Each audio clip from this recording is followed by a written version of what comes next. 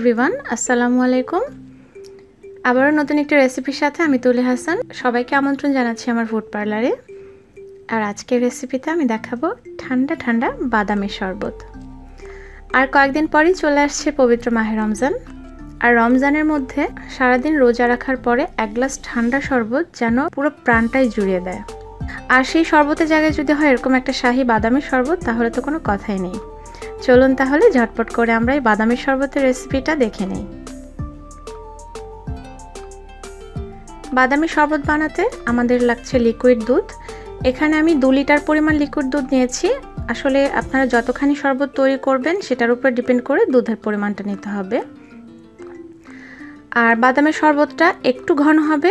আমি এখানে 2 লিটার দুধকে কমিয়ে 1.5 লিটারে করে আনবো জাল দিতে দিতে। তবে এখন প্রথমে আমি একটা বলক তুলে নিচ্ছি। এদিকে আমি 1 কাপ পরিমাণ কাঠবাদাম নিয়েছি। আর কাঠবাদামগুলোকে আমি আধা ঘন্টা ধরে গরম পানিতে ভিজিয়ে রেখে উপরের যে খোসাটা থাকে সেটা ছিলে নিয়েছি। আপনারা চাইলে কিন্তু সারা রাত ধরেও পানিতে ভিজিয়ে রাখতে পারবেন। রেশিওটা হচ্ছে 1 লিটার দুধের জন্য আধা কাপ পরিমাণ বাদামের দরকার হয়। আমি এখানে যেহেতু 2 লিটার পরিমাণ দুধ নিয়েছি, এখানে আমি টোটাল 1 কাপ পরিমাণ বাদাম নিয়েছি। এদিকে এই লিকুইড দুধটাতে একটা বলক উঠে গিয়েছে। যখন একটা বলক উঠে যাবে তখনই আমি এতে চিনিটা অ্যাড করব। আর এখানে আমি 1 কাপের চেয়ে একটু বেশি চিনি দিব। বাদামের শরবতের মিষ্টিটা যদি খুব বেশি কড়া হয়ে যায় তাহলে কিন্তু ভালো লাগবে না। এবারে আর কিছুক্ষণ নেড়েচেড়ে নিচ্ছি। আর ওদিকে আমি বাদামগুলো ভিজিয়ে খোসা ছাড়িয়ে নিয়েছি, সেই বাদামগুলোকে আমি পেস্ট করে নেব। আর পেস্টটা কিন্তু একদম মিহি হতে হবে। বাদামের পেস্টটা তৈরি করে নিয়েছি। আর পেস্টটা কিন্তু একেবারে মিহি হতে হবে, এতে কোনো রকম দানা থাকা চলবে না।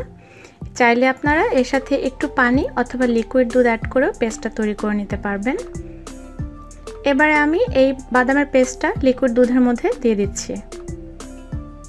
এবারে চুলার আঁচটাকে আমি মিডিয়াম টু হাই রেখেই দুধটাকে একটু পরপর নেড়েচেড়ে নেব, যাতে করে উপরে সর পড়ে না যায়।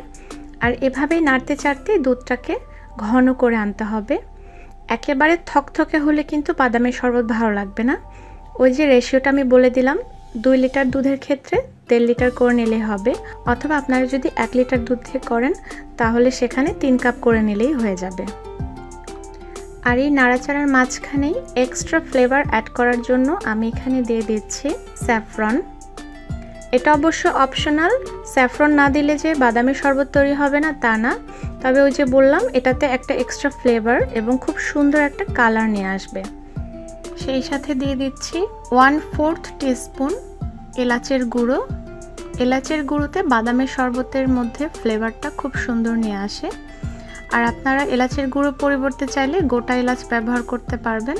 তবে সেক্ষেত্রে যখন দুধটা প্রথম থেকে জাল করবেন তখনই দিয়ে দেবেন এবং পরে কিন্তু এলাচগুলোকে ফেলে দিতে হবে। এবারে নেড়েচেড়ে অপেক্ষা করছি এই দুধটা আরেকটু ঘন হওয়া পর্যন্ত। এখন কিন্তু শরবতটা অলমোস্ট রেডি। আমি ওই যে বলেছিলাম 2 লিটার দুধ জাল দিয়ে কমিয়ে 1.5 লিটার এনেছি। এই দেখুন কতখানি নিচে নেমে গেছে।